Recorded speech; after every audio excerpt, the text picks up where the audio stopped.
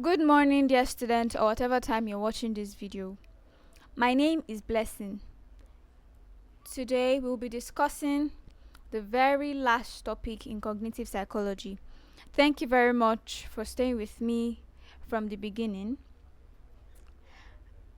In the first class, we treated the introduction to cognitive psychology.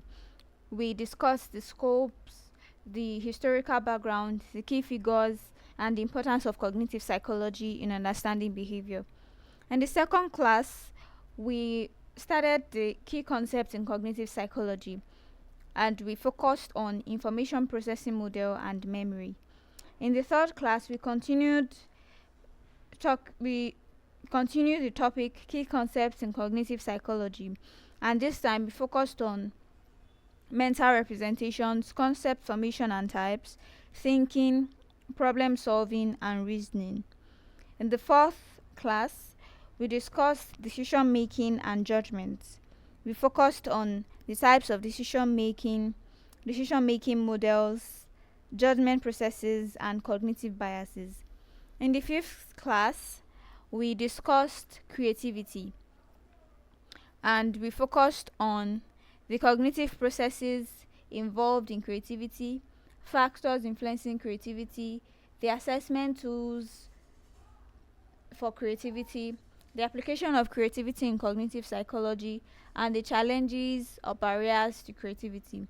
And in the fifth class, we talked about the implications of all the cognitive processes we looked at on the development of a Nigerian child.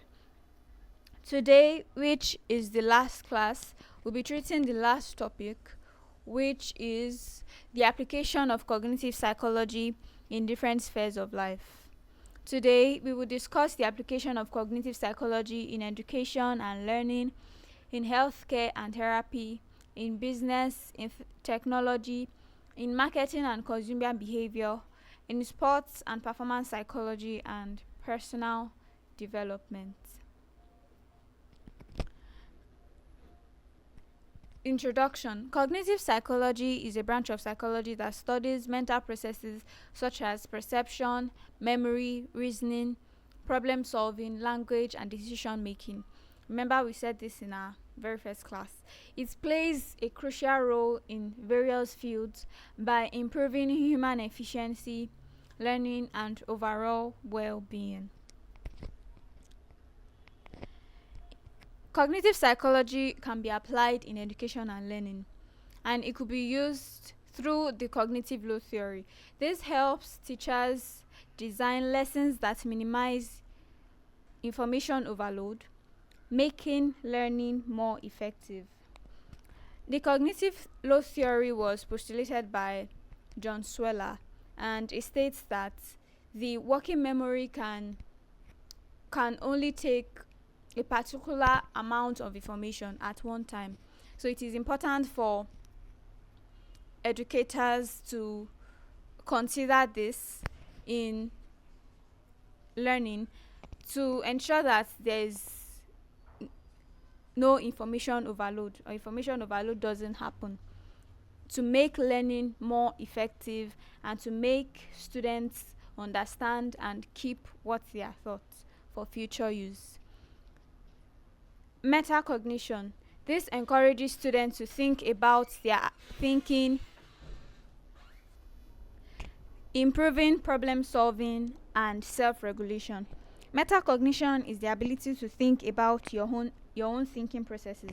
It's also known as thinking about your thinking or learning about learning. So it encourages students to think about their thinking, and it improves problem solving and self-regulation. Memory enhancement techniques. Methods like chunking, mnemonics, and space repetition improve information and retention. Remember, we discussed these topics when we treated memory in our second class. Constructivist learning.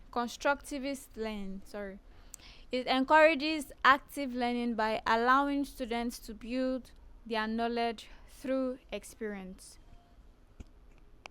When students engage in constructivist learning, they are able to learn from others, share ideas, and this builds their knowledge because they gain experience. We move to healthcare and therapy. The cognitive behavioral therapy, the CBT, it's a psychological therapy that helps individuals with anxiety, depression, and PTSD. PTSD means post traumatic stress disorder, yes, by changing negative thought patterns. Neuropsychological rehabilitation. This assists patients recovering from brain injuries, strokes, or neurodegenerative diseases. Pain management. Cognitive techniques like mindfulness and distraction reduce the perception of pain. These techniques help people to reduce their perception of pain. So when they practice mindfulness and they allow themselves to be engaged in activities, it reduces their perception of pain. Health behavior change. Cognitive psychology principles help design interventions for smoking cessation, weight loss, and medication adherence. Business and workplace productivity. Cognitive psychology can also be applied here. In decision-making models, businesses use cognitive theories to improve problem solving and reduce biases. User experience UX design. Cognitive psychology informs the design of websites and apps to make them user-friendly. We talked about this when we're treating creativity, and we said organizations and businesses can make use of creativity as a cognitive process when designing their brand logo or their websites or apps to make it user-friendly and engaging. This will attract more buyers or customers. Training and skill development. Companies use spaced learning and interactive training programs to enhance employee learning. Companies that want to grow, that want to move forward, make sure that they organize trainings and skill development for their workers so that their workers are growing in knowledge and they are not stuck on what they knew last year, because every time or every day new things come up. So to make sure that their workers are in tune with what is going on, to make sure that their company grows, companies use spaced learning and interactive training programs and workshops to enhance their employee learning and knowledge. Cognitive ergonomics. Optimizing workplace design to reduce cognitive workload, errors, and improve productivity. Cognitive ergonomics has to do with how equipment in the workplace are designed, and the designs of equipment in the workplace can actually affect how people work and how well people do their work within their workspace. Making use of this can reduce cognitive workload, errors, and of course, when it reduces cognitive workload and errors, productivity is increased. The next is technology. Cognitive psychology helps to improve human-computer interaction. In what way? In natural language processing, NLP. It helps AI systems understand and generate human language. For example, chatbots, and voice assistants. For AI systems to understand human language, cognitive psychology is used. Machine learning and decision making. AI algorithms are designed based on cognitive models of human learning. User interface UI design. Cognitive psychology ensures that interfaces align with human cognitive abilities for a seamless experience. It's important for us to know that when AI systems, AI algorithms, or user interfaces are not put in such a way that a human can a human and an artificial intelligence system can interact, it's going to be very difficult for us to use it. I mean, if, for example, chat GPT is used by a lot of students, so imagine if we cannot interact with chat GPT effectively, we are not going to make use of it. So cognitive psychology is used to ensure that AI systems, AI algorithms, and all other thing that has to do with artificial intelligence is built in such a way that human interaction is easy and seamless. Marketing and consumer behavior. Cognitive biases in marketing. Companies use biases like the anchoring effect to influence purchasing decisions. Brand recognition and recall. Cognitive psychology is used in designing logos and advertisements that align with memory principles. Neuromarketing. This uses brain imaging to study consumer responses to products and advertisements. If you don't know what your consumer wants, you won't be able to deliver services to them. Cognitive psychology helps in studying consumer responses to products and advertisement to enhance business interactions. Persuasive messaging. Framing product benefits in a way that aligns with human decision making processes. So when an organization wants to advertise a particular product, if they don't use a persuasive message, it might be difficult for them to get people to patronize them. When businesses or marketers frame the benefits of a product in a way that aligns with human decision making processes, they are able to attract customers who would patronize their businesses. In sports and performance psychology, yes, cognitive psychology is very important. Mental imagery and visualization. This helps athletes mentally rehearse before competition. Cognitive strategies for motivation. It encourages goal setting and positive self talk. Talking positively about yourself is very important because your mind has a way of the mind has a way of interacting with the body.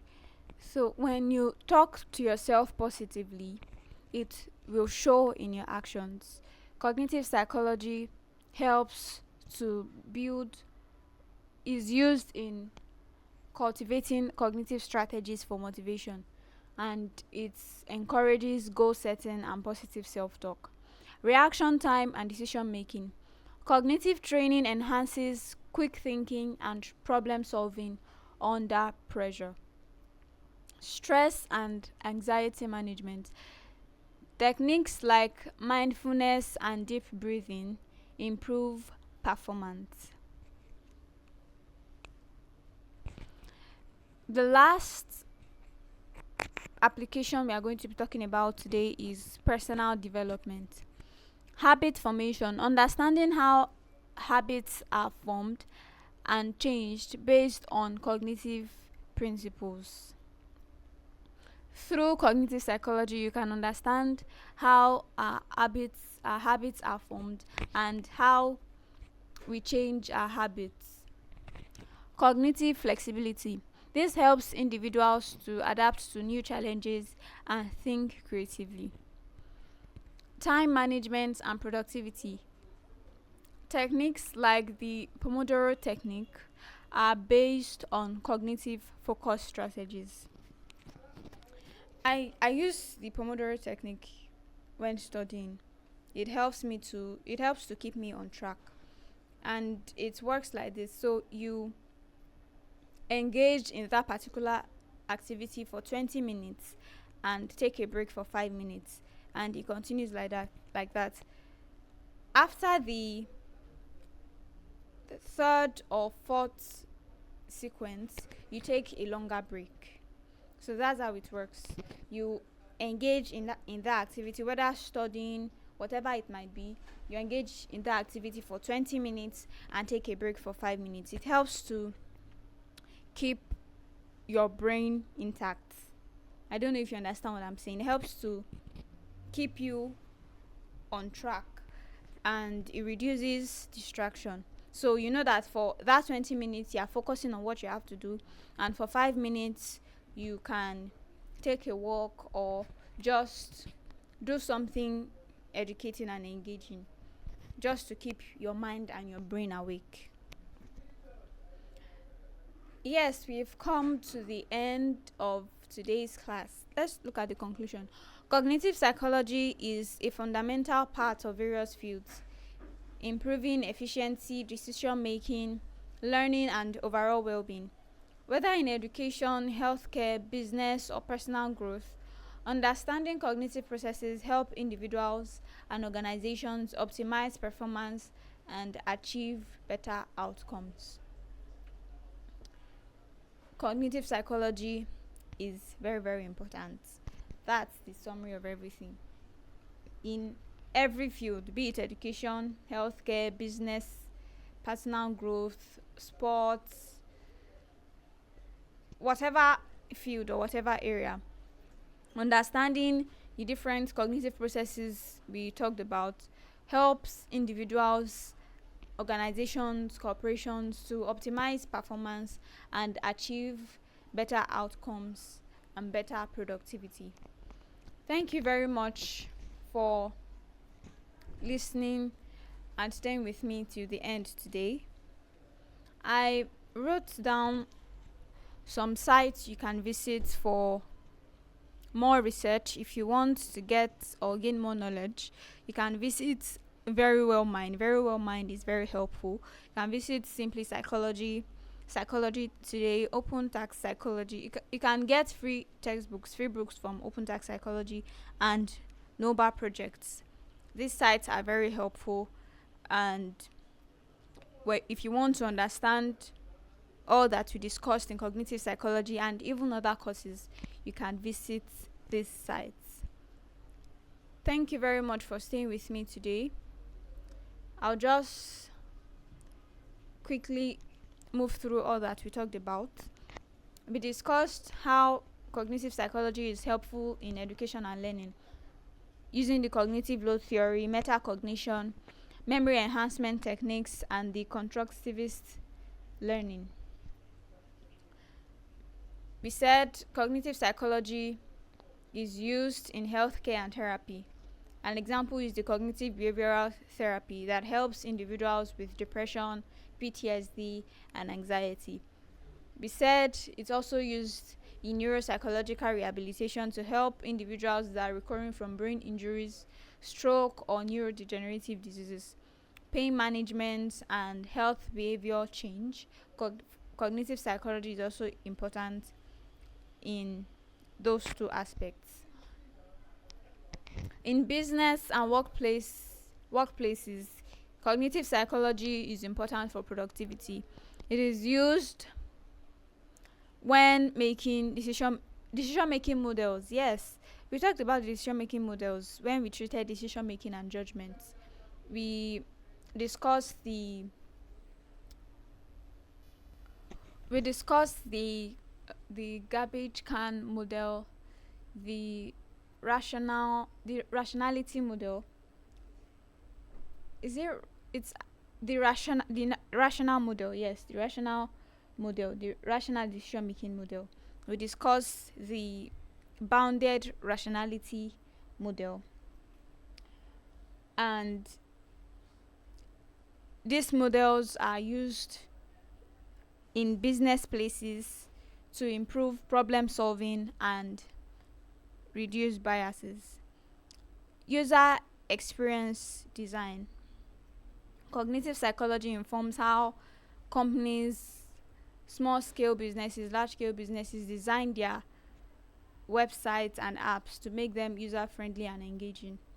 In training and skill development, companies use spaced learning and interactive training to enhance their employee learning.